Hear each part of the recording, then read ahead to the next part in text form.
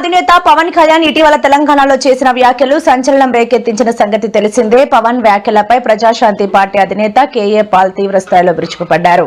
పవన్ కళ్యాణ్ ఇలా ప్రాంతాల మధ్య చిచ్చు పెట్టడం న్యాయమేనా అని పాల్ ప్రశ్నించారు. అలాగే జూన్ 14న అమెరికాలోని ఆస్టన్ లో తాను నిర్వహించబోయే భారీ సభకు రావాలంటూ పవన్ ను ఆహ్వానించారు. పవన్ కళ్యాణ్ పలికిన మాటలు గత 3 దినాలు తెలుగు రాష్ట్రాల్లో దుమారం లేదు. ప్రాంతాల మధ్య చిచ్చు పెట్టడం న్యాయమా? ఇచ్చిన వాగ్దానాలు నెరవేర్చమని ప్రజలు నిలదీస్తుంటే అవి మానేసి ఈ గొడవలు ఎందుకు? తమ్ముడు పవన్ కళ్యాణ్ రా, జూన్ 14ని నేను హ్యూస్టన్ లో పెద్ద సభ పెడుతున్నాను.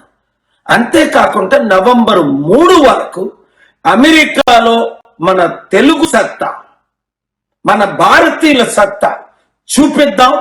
ఇమిగ్రేషన్ ప్రాబ్లమ్ సాల్వ్ చేద్దాం.